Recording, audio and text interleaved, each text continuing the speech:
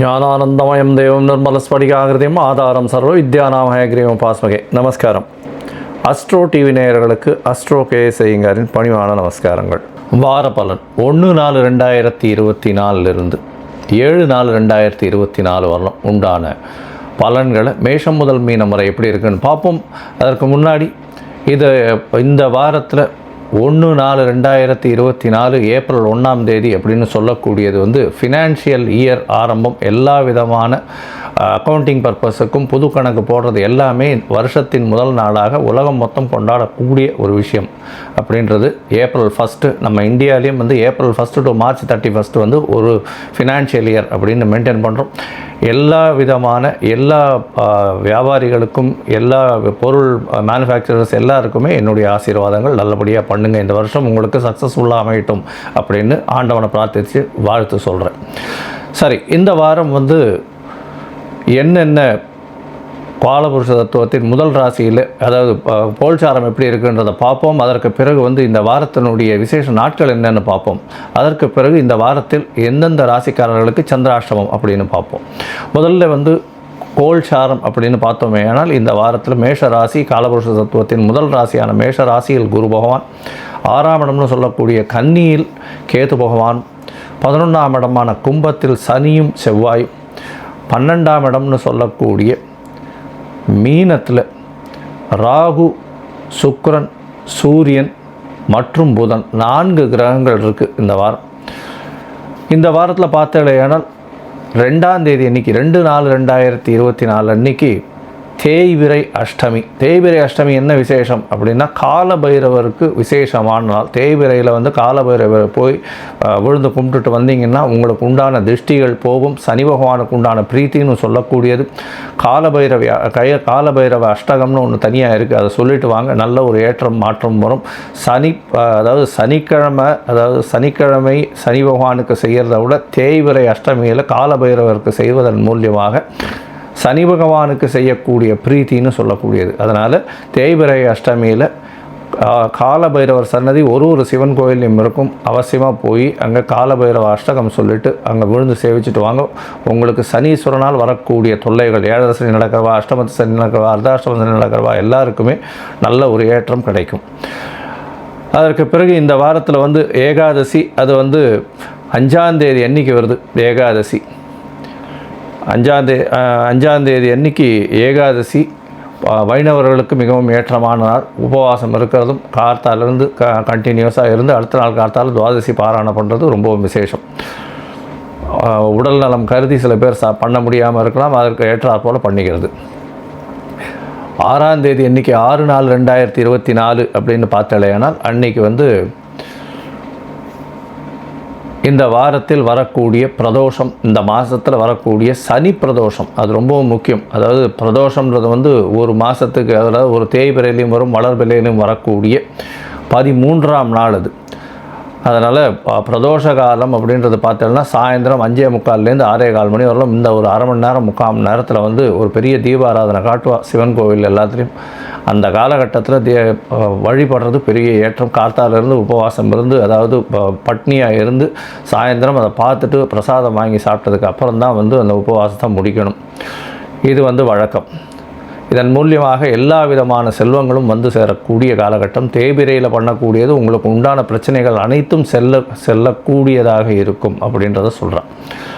இந்த வாரத்தில் பார்த்தாலேயானால் எந்தெந்த ராசிக்காரர்களுக்கு சந்திராஷ்டமம்னா ரிஷபம், மிதுனம், கடகம், சிம்மம், இந்த 4 ராசிக்காரர்களுக்கு சந்திராஷ்டமம் வருது. சந்திராஷ்டமம்னா உங்களுடைய ராசிக்கு 8ஆம் இடத்துல சந்திர பகவான் மறையக்கூடிய காலத்தை சந்திராஷ்டமம்னு சொல்கிறோம்.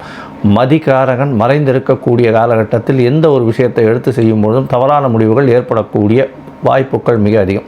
அதனால் வெளியூர் வெளிமாநிலம் செல்வது, புதிய முடிவுகள் எடுக்கிறது, இது எல்லாத்தையும் தள்ளி போடுறது ரொம்பவும் நல்லது.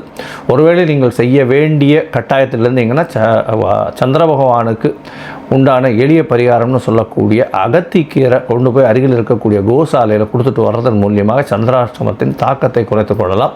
அதன் மூலியமாக வரக்கூடிய பிரச்சனைகளும் வந்த பிரச்சனைகளும் நிச்சயமாக செல்லும் அப்படின்றத சொல்கிறேன்.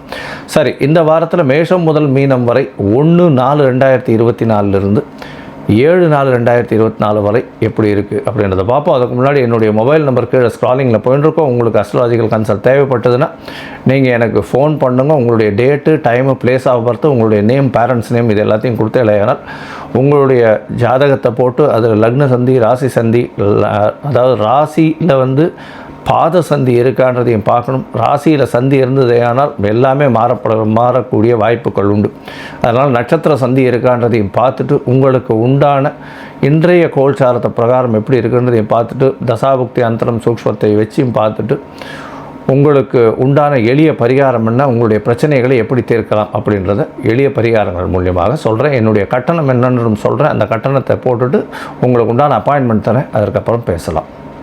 இப்போது மேஷம் முதல் மீனம் வரை 1/4/2024 7/4/2024 வரை உண்டான பலன்களை பார்ப்போம். மகரம், உத்திராடம், திருவோணம், அவிட்டம் இந்த 3 நட்சத்திரம் 9 பாதங்களை கொண்ட ராசி. ராசியின் அதிபதி சனி பகவான் ராசிக்கு 2ஆம் இடத்துல இருக்கார்.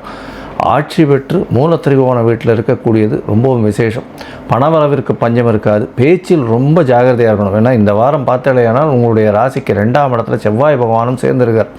அதனால் பேச்சு கொஞ்சம் கடுமையாக வரக்கூடிய வாய்ப்புகள் உண்டு. இல்லைன்னா நீங்கள் பேசுகிறது தவறாக புரிந்து கொள்ளக்கூடிய வாய்ப்புகள் மிகவும் அதிகம். அதனால் பேச்சில் ரொம்ப கவனமாக இருக்கிறது நல்லது. குடும்பத்தில் சிறு சிறு பிரச்சனைகள் வரும். கணவன் மனைவிக்குள்ள அந்யோன்யங்கள் சற்று குறைவாக காணப்படும். இருந்தாலும் அது வந்து நல்லபடியாக செட்டில் ஆகக்கூடிய வாய்ப்புகள் உண்டு. பெரிய பிரச்சனைக்கு போகக்கூடிய வாய்ப்புகள் இல்லை. உங்களுடைய ராசிக்கு பார்த்தாலேயானால் 3ஆம் இடத்துல 4 கிரகங்கள் இருக்குது. சூரியன், புதன், சுக்கிரன் மற்றும் ராகு 4 கிரகங்கள் இருக்குது. இந்த காலகட்டத்தில் பார்த்தாலும் நல்ல ஒரு ஏற்றம் கிடைக்கக்கூடும். 3ஆம் இடமான முயற்சி ஸ்தானத்தில் 4 கிரகங்கள் இருக்கிறதுனால எல்லா முயற்சிகளும் வெற்றி பெறக்கூடிய வாய்ப்புகள் உண்டு.